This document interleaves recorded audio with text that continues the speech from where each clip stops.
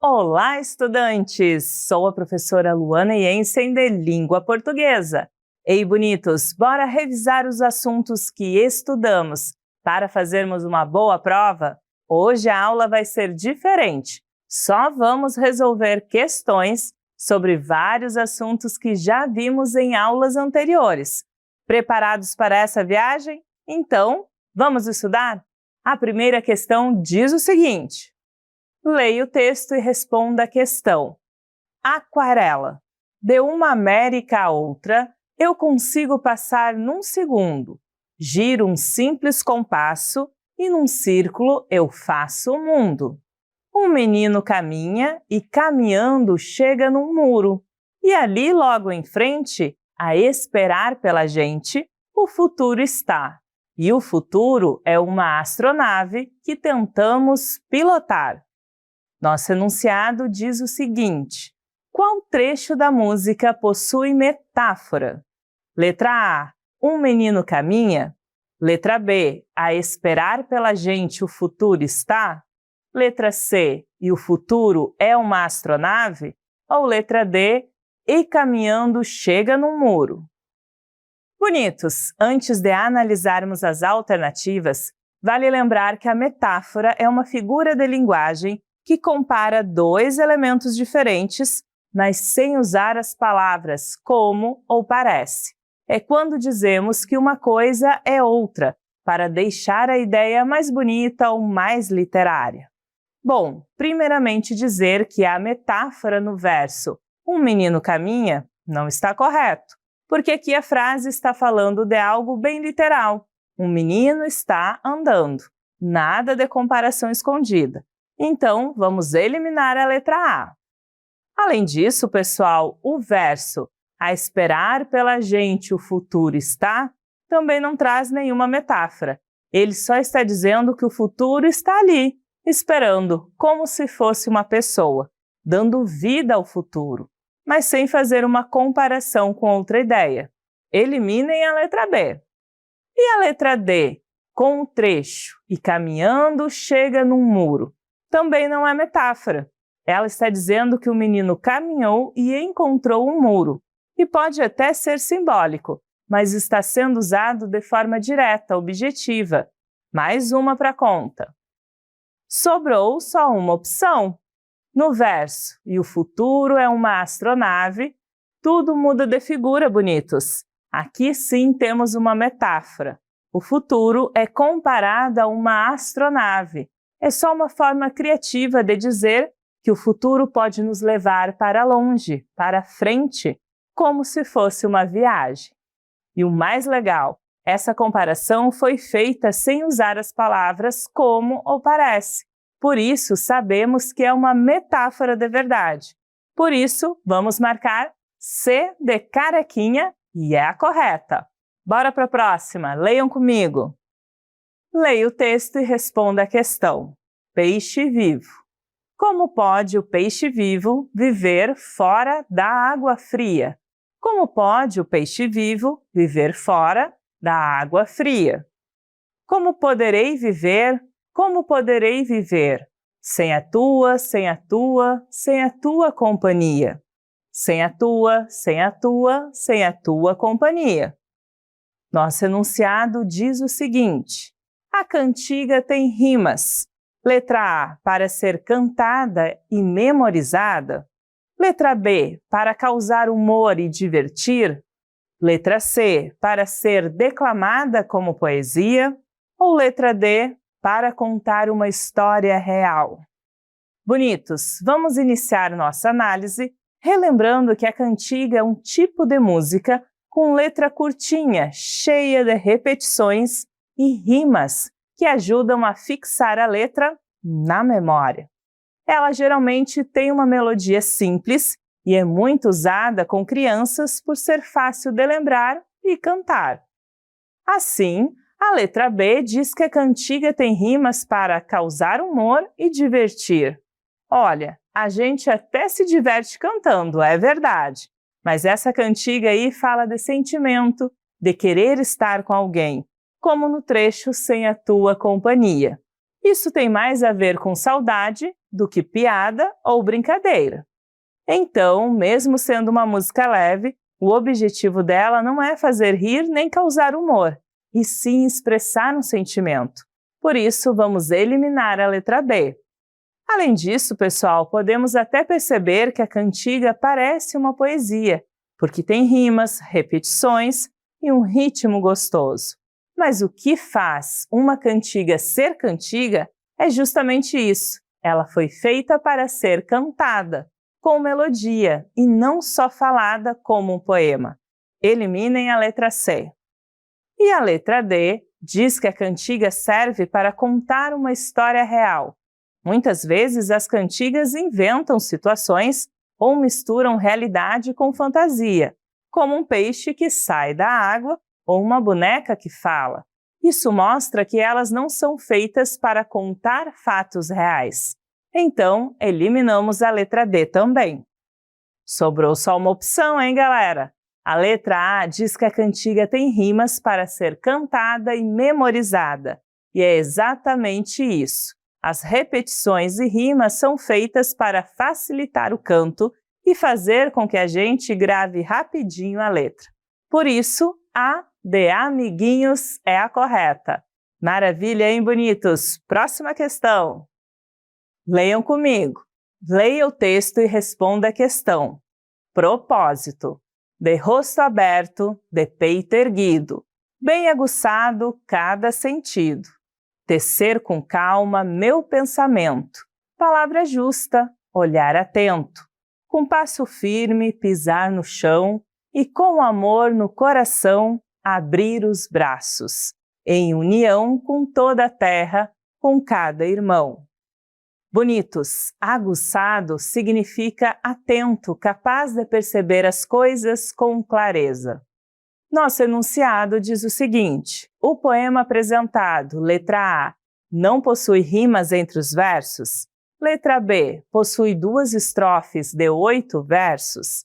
Letra C, possui 16 estrofes e 2 versos? Ou letra D, aliteração com a consoante T? Bonitos, para iniciarmos a análise, vale lembrar que o poema é um tipo de texto escrito em versos, organizados em estrofes, e usa um jeito mais criativo, cheio de ritmo, som e muitas vezes rimas.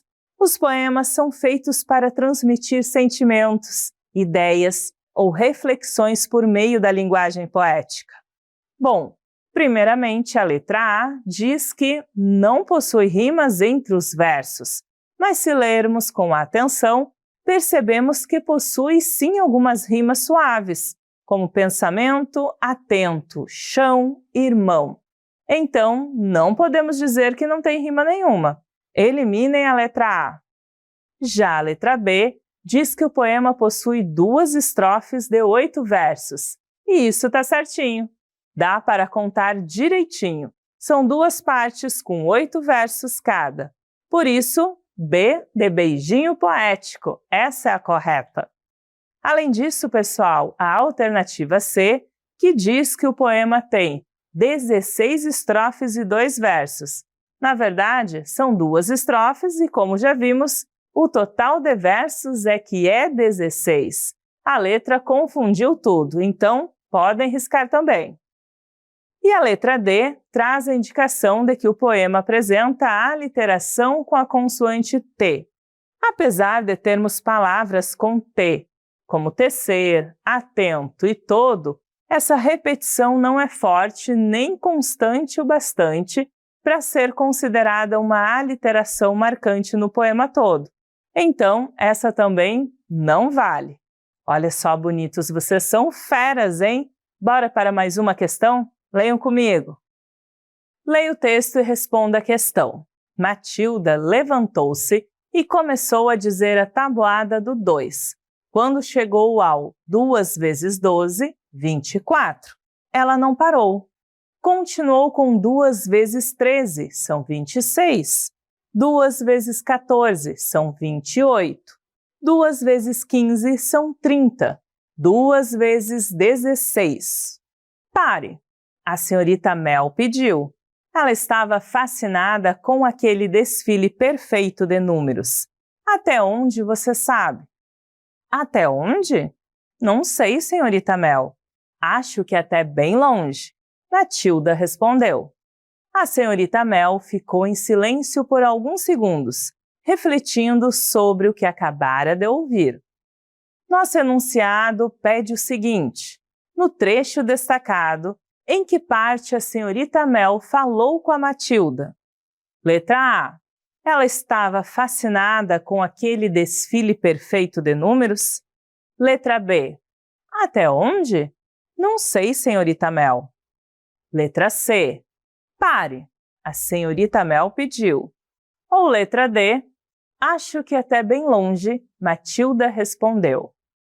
Bonitos, antes de analisarmos as alternativas, vale lembrar um detalhe bem importante. Como sabemos quem está falando num texto? Uma pista valiosa são os verbos de enunciação, que mostram quando alguém fala, pergunta, responde, comenta, grita, afirma, entre outros. Esses verbos vêm geralmente junto da fala e ajudam a identificar quem disse o quê e como disse. Eles são tipo uma placa de sinalização na estrada do texto, indicando a direção certa para a interpretação. Bom, primeiramente dizer que há verbo de enunciação em ela estava fascinada com aquele desfile não está correto, porque aqui estamos só descrevendo um sentimento da senhorita Mel. Não tem ninguém falando nem expressando uma ideia diretamente com palavras. Então, vamos eliminar a letra A. Além disso, pessoal, a frase até onde? Não sei, senhorita Mel, que aparece na letra B, até mostra uma fala da personagem. Mas cuidado, aqui não tem nenhum verbo indicando fala de personagem. Não aparece um respondeu ou disse, por exemplo. Sabemos que é Matilda falando, mas não por meio de um verbo que indique isso. Então, a letra B também não vale. E a letra D com um trecho? Acho que até bem longe, Matilda respondeu. Até apresenta um verbo que indica fala, que é respondeu. Mas a pergunta quer saber em que parte a senhorita Mel falou com a Matilda. E quem fala aqui é a Matilda, não a professora. Portanto, a letra D também não é a resposta correta. Sobrou só uma opção, hein, galera? Na letra C temos pare, a senhorita Mel pediu. Olha aí o verbo pediu, bonitinho, mostrando claramente que a senhorita Mel falou e ainda como ela falou. Isso sim é um verbo de enunciação funcionando direitinho. Por isso, C de carequinha é a nossa correta. Maravilha, pessoal! Vamos agora a mais uma questão. Essa é um super desafio, então fiquem atentos, hein? Leia o texto e responda a questão. Felpo Filva. Na Toca 88 da Rua Despinhos, na cidade de Rapidópolis, morava um coelho solitário. Ele não recebia visitas, não tinha amigos, nunca queria saber de conversa com ninguém. Os vizinhos já estavam acostumados. Diziam que ele vivia no mundo da lua, que era distraído e desligado, e que tudo isso se podia entender, pois ele era um poeta. Ele era o famoso poeta e escritor Felpo Filva. Nosso enunciado diz o seguinte: os vizinhos entendiam o comportamento de Felpo porque letra A. Ele morava sozinho em uma toca? Letra B. Ele era um coelho sem amigos? Letra C. Os coelhos não gostam de conversar? Ou letra D. Os poetas costumam ser distraídos e desligados? Bonitos, antes de analisarmos as alternativas, vale lembrar que mensagem implícita é aquilo que o texto quer dizer sem dizer com todas as palavras. É uma ideia que entendemos lendo nas entrelinhas, interpretando o contexto. Não está escancarada no texto, mas dá para perceber com atenção. Bom, primeiramente dizer que os vizinhos entendiam o comportamento do felpo porque ele morava sozinho em uma toca, como afirma a letra A, não está correto. Isso é apenas um fato sobre onde ele morava, e não uma explicação sobre o comportamento dele. Então, podem eliminar a letra A. Além disso, pessoal, a letra B diz que os vizinhos entendiam o jeito do felpo porque ele era um coelho sem amigos. Mas essa também é só uma característica dele. O texto até menciona isso, mas não explica o motivo da compreensão dos vizinhos com base nisso. Mais uma para cortar. Mandem embora a letra B. Mais uma coisa. O fato de os coelhos não gostarem de conversar não tem nada a ver com o que está no texto. Isso é uma coisa que o texto não sugere em nenhum momento. Então, a letra C também está errada. Sobrou só uma opção, hein, bonitos? A letra D diz que os poetas costumam ser distraídos e desligados. Isso sim é o que os vizinhos achavam. O texto mostra que eles justificam o jeito esquisito do felpo justamente porque ele era poeta. Ou seja, para eles, ser desligado fazia parte das características de todo poeta. Isso é uma mensagem implícita, que deduzimos pelo que está escrito nas entrelinhas. Por isso, D de deduzir é a resposta correta. Muito bem, pessoal! Vamos a mais uma questão desafio? Em breve, o professor Raul vai explicar ainda mais essas ideias escondidinhas nos textos. Leiam comigo. O que é maracatu? Entenda sua origem e conheça a importância dessa manifestação cultural. O maracatu é um dos ritmos populares mais importantes da região nordeste do país, caracterizado por representar a cultura da Zona da Mata do estado de Pernambuco. Há muitos anos o maracatu envolve e surpreende pessoas do mundo inteiro. A celebração popular de origem africana surgiu por volta do século XVII, em Pernambuco, em um período onde havia escravização no país.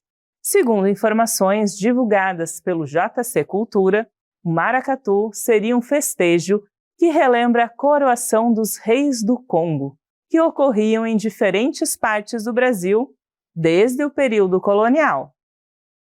Somente a partir dos anos 1930, com a realização do primeiro Congresso Afro-Brasileiro, o maracatu passa a ser visto como símbolo que representam Pernambuco e o seu povo. Nosso enunciado diz o seguinte: o assunto principal do texto é: letra A, a história do maracatu; letra B, a coroação dos reis do Congo; letra C, o sucesso do maracatu no mundo; ou letra D, o primeiro Congresso Afro-Brasileiro. Ao lermos o texto com atenção, conseguimos perceber que o autor está nos apresentando uma explicação completa sobre o maracatu, desde sua origem histórica até sua valorização cultural ao longo do tempo. Esse conjunto de informações nos ajuda a entender qual é o tema central, ou seja, sobre o que o texto fala de maneira mais ampla. A letra B diz que o assunto principal é a coroação dos reis do Congo. Esse fato é apenas um dos elementos mencionados para explicar a origem do maracatu. Não é o foco principal do texto. Então, vamos eliminar a letra B. Além disso, pessoal, a opção o sucesso do maracatu no mundo, da letra C, até aparece rapidamente quando o texto diz que surpreende pessoas do mundo inteiro. Mas isso não é o foco principal. É só um comentário breve. Eliminem aí a letra C também. E a letra D, que fala sobre o primeiro Congresso Afro-Brasileiro, traz uma informação bem específica, que está apenas no final do texto. É uma parte do conteúdo, mas não resume tudo o que foi apresentado. Mais uma para cortar. Por isso, podemos concluir com segurança que a letra A traz o assunto principal, que é a história do maracatu. Explica o que é o maracatu, onde e quando surgiu, sua ligação com a cultura africana e como passou a ser reconhecido como símbolo de Pernambuco. Por isso, a de amor é a correta. Turma, quanto conhecimento relembramos hoje, hein? Chegamos ao final da nossa primeira parte do aulão, mas não saiam daí, que agora vem o professor Raul reforçar ainda mais os assuntos no Vamos Praticar. Vejo vocês na próxima, bonitos!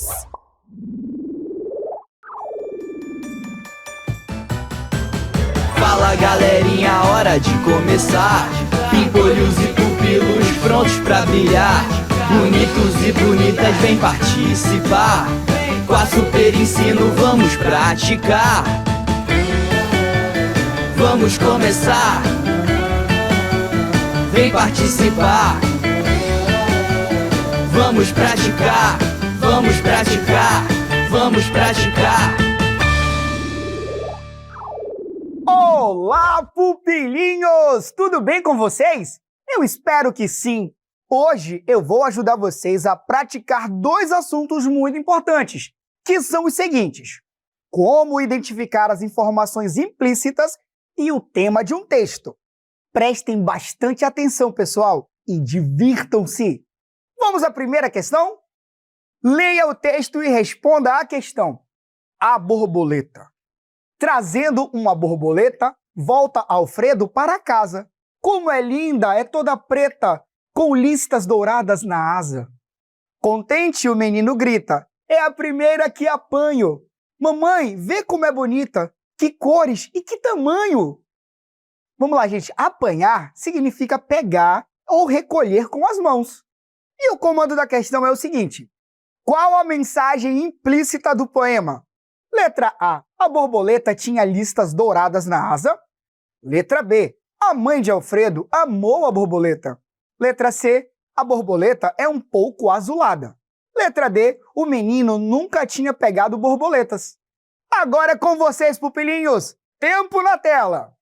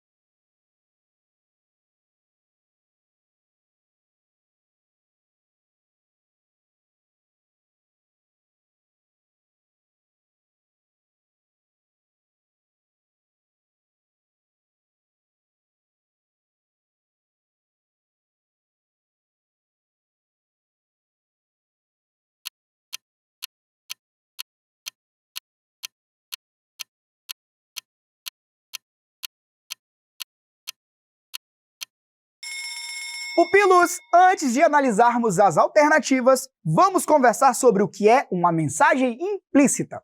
Olha só, quando a gente lê um texto, algumas ideias estão escritas diretamente, bem claras. Chamamos isso de mensagem explícita. Está tudo ali, é só ler e entender. Por exemplo, se eu digo, Pedro foi à padaria, a mensagem está bem clara, explícita. Ou seja, um menino chamado Pedro foi à padaria. Beleza? Agora vejam só. Mas outras vezes o texto não diz tudo com todas as letras. Algumas coisas ficam escondidinhas nas entrelinhas e precisamos pensar um pouco mais, fazer ligações, usar o nosso raciocínio e interpretação para entender. Isso é o que chamamos de mensagem implícita. É aquilo que o texto quer dizer, mas sem falar diretamente.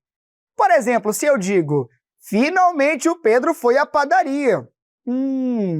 Aí eu tenho uma mensagem implícita, escondida. Se a pessoa diz finalmente, a mensagem implícita é que Pedro não costuma ir à padaria ou demorou muito para ir.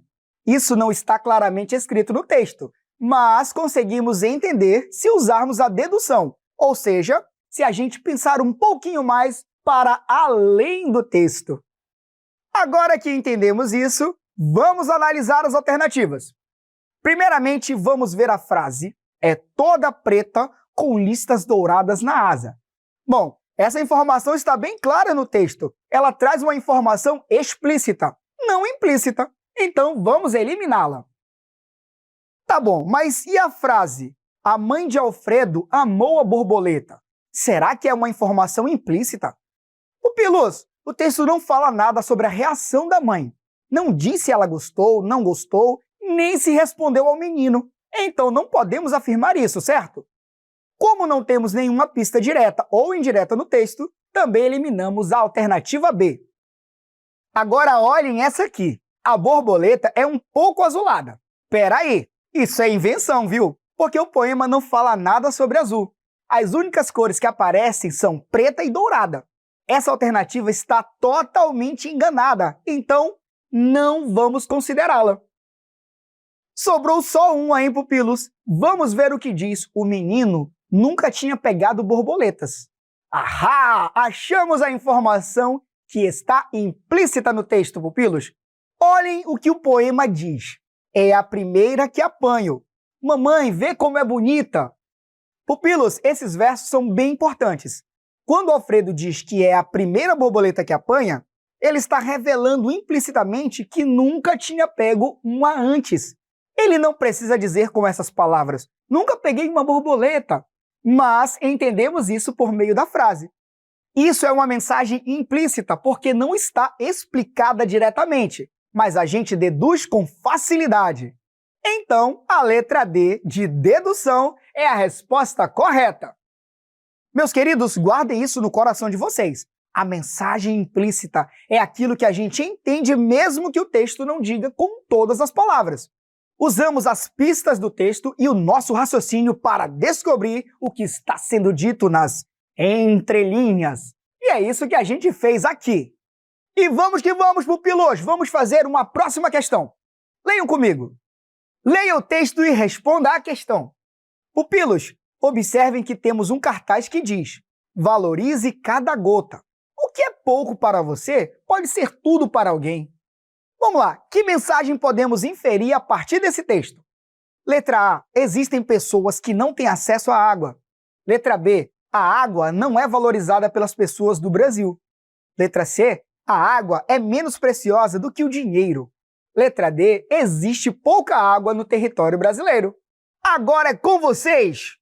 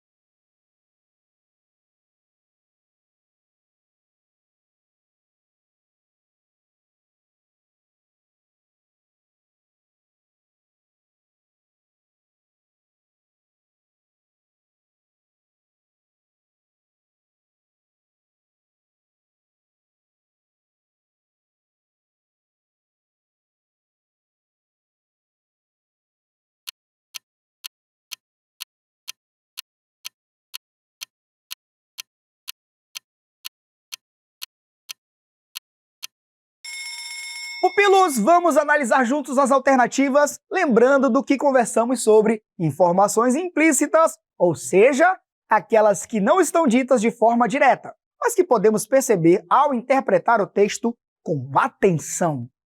Bom, a letra B fala que a água não é valorizada pelas pessoas do Brasil, mas o texto não traz nenhuma indicação de que o problema está no Brasil ou que as pessoas não valorizam a água. Já a letra C diz que a água é menos preciosa do que o dinheiro. Essa é uma ideia que o texto não diz em nenhum momento. Muito pelo contrário, o texto sugere que a água é muito preciosa e que devemos valorizá-la. Podem tirar a letra C, pessoal! A letra D, pupilos, fala que existe pouca água no território brasileiro. O texto não discute a quantidade de água disponível, mas sim o valor que a água tem para algumas pessoas, independentemente da quantidade existente no país. Ou seja, vamos retirando a letra D também. Agora, a letra A mostra uma informação que podemos entender lendo nas entrelinhas. Quando o texto diz "o que parece pouco para você, pode ser tudo para alguém", junto da imagem da gota caindo sobre uma mão estendida, ele nos faz refletir sobre a importância da água para quem não a tem em abundância. E por isso, cada gota de água deve ser valorizada como um bem. Essa é uma informação implícita importante que não está escrita literalmente, mas que conseguimos perceber refletindo sobre a mensagem do texto. Então, pupilos, a resposta correta é a letra A, porque ela representa essa informação implícita que o texto quer que a gente entenda. Há pessoas que precisam muito da água, então devemos cuidar muito bem desse recurso. Agora, leia o texto e responda à questão. Jovem amazonense leva projeto para a maior feira de ciência do mundo nos EUA. O estudante amazonense Elime Neve Benzecri, de 17 anos, vai representar o Brasil na Feira Internacional de Ciência de Engenharia, em maio de 2025, em Columbus, Ohio, nos Estados Unidos. Ele desenvolveu um projeto que resgata o uso do ariá, tubérculo tradicional da Amazônia, como alternativa no combate à insegurança alimentar. Intitulado Amazônia Chibata Ariá, uma alternativa de alimento para o combate da insegurança alimentar na Amazônia brasileira em tempos de mudanças climáticas. O projeto foi orientado pelas pesquisadoras doutora Noêmia Ishikawa, do Instituto Nacional de Pesquisas da Amazônia, e doutora Ruby Vargas Isla Gordiano. Vamos lá, gente. O que é um tubérculo? Tubérculo é a parte de uma planta que cresce debaixo da terra e guarda alimento para ela, como a batata, por exemplo. Agora, qual o tema do texto acima, gente? Letra A, tubérculo chamado ariá. Letra B, o projeto do jovem amazonense. Letra C, a feira ocorrida no EUA. Letra D, as plantas da Amazônia. Tempo na tela!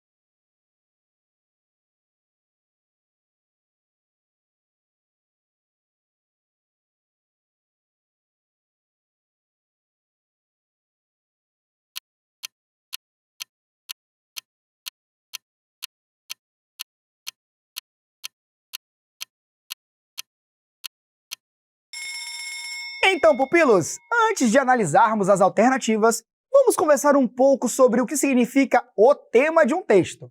Bom, o tema é o assunto mais importante que está sendo tratado. É aquele sobre o qual o texto todo gira. Ele aparece desde o comecinho e vai sendo desenvolvido até o fim. Algumas formas de descobrir esse tema é, por exemplo, observar o título e as palavras que mais aparecem no texto.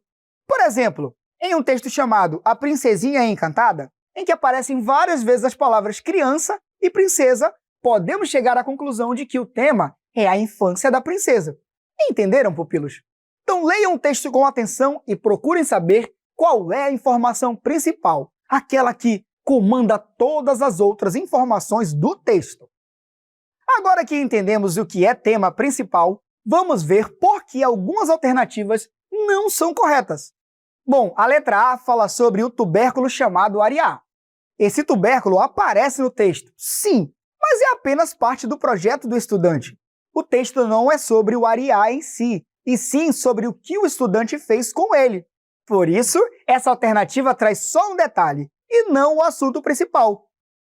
Então descartaremos a letra A. Pupilos, já a letra C fala sobre a feira nos Estados Unidos.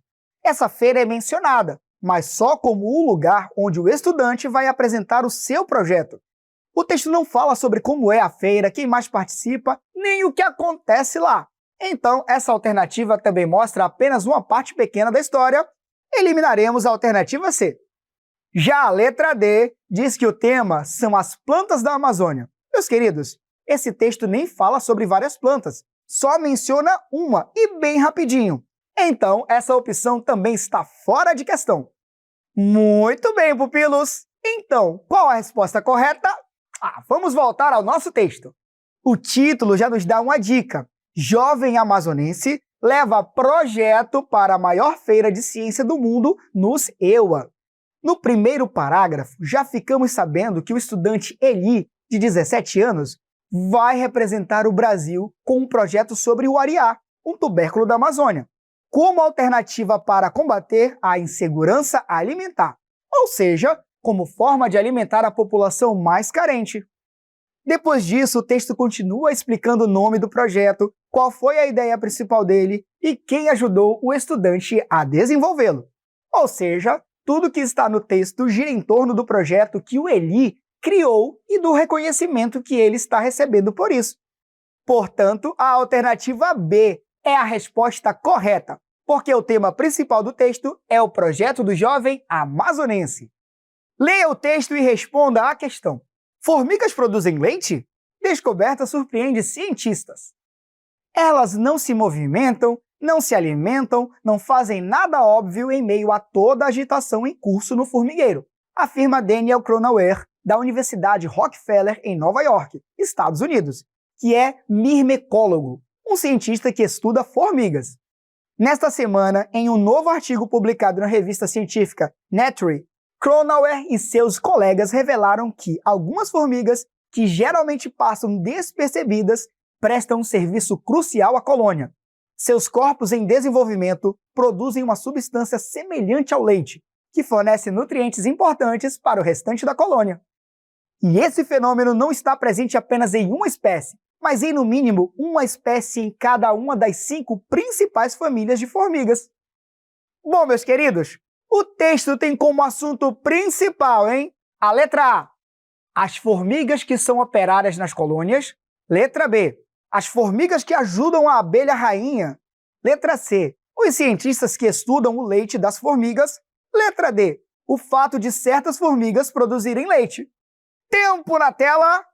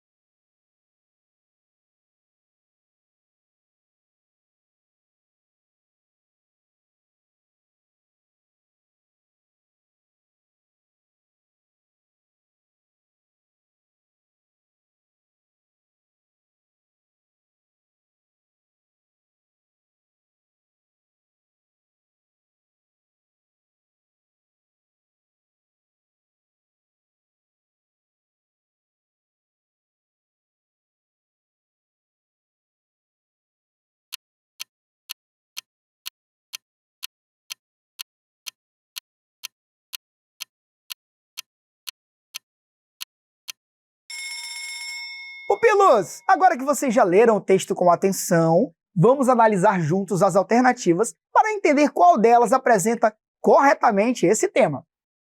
Bom, a letra A fala sobre as formigas que são operárias nas colônias. O texto menciona a colônia sim, mas não está focado nas operárias, nem explica o papel delas. Então, essa alternativa está totalmente descartada. Pupilos, já a letra B fala sobre as formigas que ajudam a abelha rainha. Gente, no texto não há nenhuma menção a abelhas, ou ajuda para abelhas rainhas. Então, essa alternativa vai ser descartada também. Já a letra C diz que o tema são os cientistas que estudam o leite das formigas. Bom, o texto cita um cientista e seu estudo, mas o cientista é apenas uma parte do texto que serve para apresentar a descoberta. Não é o tema principal. Muito bem, pupilos. Então, qual a resposta correta? Vamos voltar ao nosso texto. O título já nos dá uma dica. Formigas produzem leite? Descoberta surpreende cientistas. Pupilos, no corpo do texto, descobrimos que certas formigas produzem uma substância parecida com leite, que é muito importante para a colônia. O texto explica essa descoberta e destaca que ela acontece em várias espécies de formigas. Por isso, a alternativa D é a correta, porque o tema principal do texto é o fato de certas formigas produzirem leite. Pupilos, terminamos mais um aulão. Vocês foram o máximo me acompanhando até aqui. Eu espero que vocês continuem arrasando desse jeito sempre. Abraço e até a próxima. Tchau!